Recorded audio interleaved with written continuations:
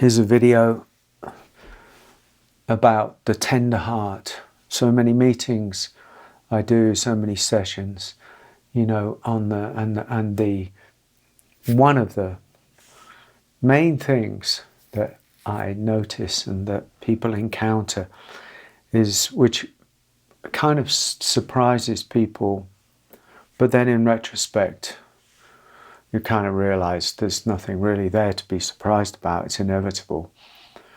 But that is when the spiritual understanding journey touches the heart, and when, as this video I think is going to be called, when the tender heart is revealed, when the heart is unveiled, unblocked and revealed with all of its tenderness, it can be, you know, quite a shock and quite an issue for people. So I thought I'd make this video, which is no different from many of my videos, but is different in some ways. So let me just read this and then I'll talk about it a little bit.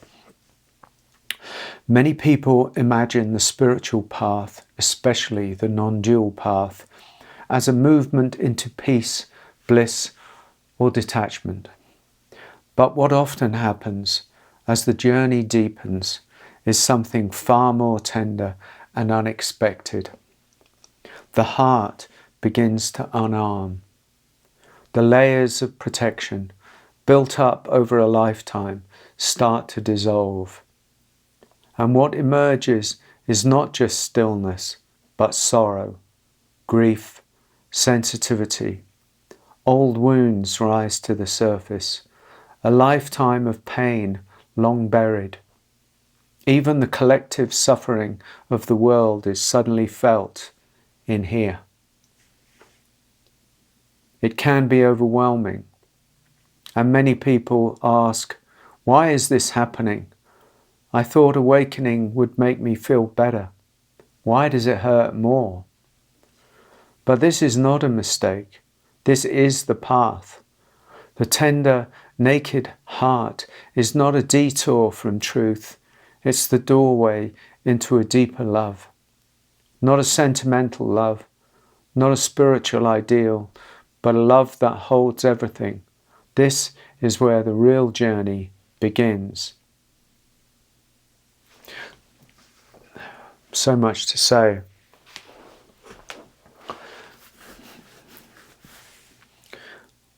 What is actually happening is that the heart is waking up from its almost dormant state, because we've constructed a world and we live in a construction such that the true heart, the tender heart, the sensitive heart, the heart that feels fully, is being covered up, walled in, veiled, protected. I have said this, I know, but it's just so important to keep returning to it. If, you know, natural intelligence, if true life, if an embodied awakening, if an embodied non-duality is being sought, because the trouble with the mental realization is it's not ultimately fulfilling, because there's something missing, and that's the living of it. And the embodiment doesn't mean the body, it means the life. It means embodied in the life, in the relationships, in the way we are in the world. So as inevitably one sees one's construction on the mental or psychic or psychological level, as one sees one's games of avoidance and the structures and the plays and the strategies that one has employed over a lifetime in order to defend oneself or to fit in with the matrix, or to, you know, be someone just to survive and get through, in ignorance ultimately, or in naivety, should we say. And one starts to see that very clearly, well then where is there to go? Because you can realize it's all an illusion, but it still doesn't satisfy. you can realize it's a matrix. But for a lot of people, not everybody, it doesn't satisfy because it hasn't fallen into, and that realization, that awareness hasn't fallen into the energy body or into the vehicle or into the life, such that the whole of the life becomes included in that awareness, and one is more able to live from that awareness. And that's where, you know, what we kind of might refer to as the awareness falls into the heart. It doesn't really fall anywhere, but it enters the heart, as in intelligence and awareness and willingness enters through the guards, and everything starts to open. And that's where, for many, the trouble is at the opening of the heart, the primary opening of the heart that has been, in our naivety, kind of hidden, sort of locked in a sense, defended. And it's the tenderness of the heart that hurts so much. And it's that kind of causes us to ask questions. You know, am I doing something wrong? Is this right? Surely something else should be happening. I can't handle it. It's too overwhelming. I'm going to break down. And, you know, a whole plethora of, you know, questions and resistances and stories, and so not to belittle it, but stories about you know, that we ask ourselves and others, you know, about what's happening to me. I actually remember a lot of this for myself, I guess, you know, when I, you know, was very walled in, and then, you know, over time, through absolutely everything that I did, there's no one modality or anything that released me. But I do remember I saw a particularly skilled body worker and cathartic release and energy release healer woman in London, who saw me. And when I started with her, as well as I'd been doing lots of rebirthing and, you know, primal release I did at a particular Osho center in Italy, which was unbelievable, very powerful, very strong. But then the rebirthing, which was very powerful and very strong, and all of this is releasing and releasing.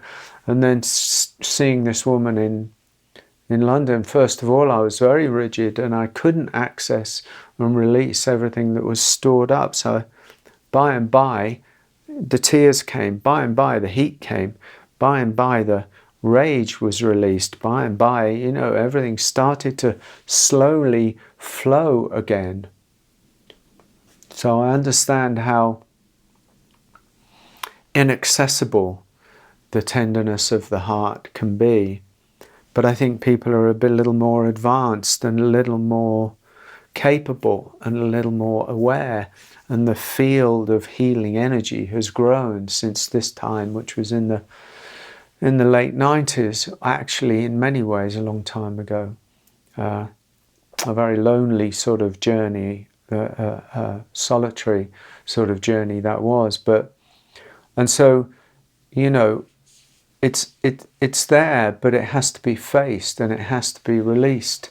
That's the nature of the service that we offer ourselves, is for the truth, the willingness, the awareness to enter the heart that's being walled in, and to release it, and to love what arises, to feel what arises. Not going to kill you. It's not going to break you. And if it breaks anything, it breaks you open. It's breaking you open into becoming a more true, a more soft, a more realized, a more lived, a more wholesome human being. Because that's actually what's wanted in many times. It's the feeling of it. It's not the realization of non-duality. It's the feeling of it. of how it feels to be kind of okay, of how it feels to let emotion through and flow again, whatever that feeling emotion is. You know, sometimes there's sorrow, sometimes there's joy, sometimes there's ecstasy, sometimes, you know, there's an awareness of suffering, sometimes the clouds, you know, the clouds move still in an awakened state. It's not just nothingness, it's everythingness. It's an aliveness, not a deadness. Spirituality is not dead, it's fully alive. Everything has the same energy, it's just that it's not resisted anymore. So there's no resistance that comes from the head down or the armoring or, you know, any argument with it. It's a welcoming of the whole expression of life that's flowing through us.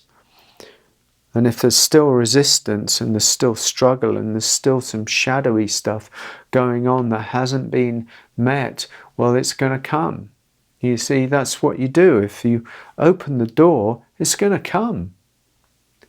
You can't open the door to say, I want freedom, and then when something comes, you say, well, yeah, I don't want it like that. Now, you can't barter with it, as I just said on a video, I think, or you can't barter with it. That's just going to, you know, cause more problems. Because you've made a decision, or there's a willingness to open, and you make a willingness to open, and something, you know, is activated, and it says, okay, you want to open. Here's this. Here's the heart, and it hurts, right? Because it hurt back then. And you say, well, I can't. I don't want that. And it's going to leave you in a kind of limbo space, where you want to, but you can't. You want to, but you don't want to. So all of that has to be thrown out. I want to, or I don't want to. Gone. Do. Just do. Allow. Allow. Allow. Minus one of the best words is allow, because it hasn't got the connotation of surrender in it. Surrender freaks people out. So I don't know how to do that sort of thing. So just kind of, you know, keep changing how you speak of it to yourself. Allow it. Just don't resist it. Don't explain it when it comes up. It's coming up. If it's coming up, it's coming up.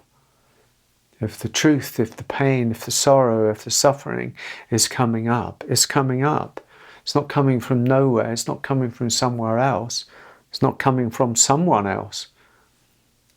It might have been caused in some way but by somebody else, but it's in us. And if it's coming up in us, it's coming up in us. It's the truth of the matter. There's a certain logic in that, right? We have to allow it. And we cry and we cry and we cry. Or we rage and we rage and we rage, hopefully in the privacy of one's own house or something. You don't rage to somebody else, your partner or your mother or your, you know, somebody in the street. It's not that kind of thing. It's a release for the energy of the system. It's an energy release, because the energy has been blocked up. And what we're trying to do in some ways is unrelease the energy so that it starts flowing again. And that flowing is what hurts. The release of the energy. As I said before in a poem, it's like when we open it up, what we're really feeling, what hurts is the rawness. There's the rawness of something that's been denied for many, many, many, many, many years. As that wound is opened, as the wound hits the air, I said. As the wound hits the air, it hurts like hell. And our job is to allow that without judging it, without interpreting it, and with love, and with love, and with love, to the best of our capacity. And that's what we do for ourselves, and that's what it means to start releasing and allowing the tenderness of the heart. Thank you for watching.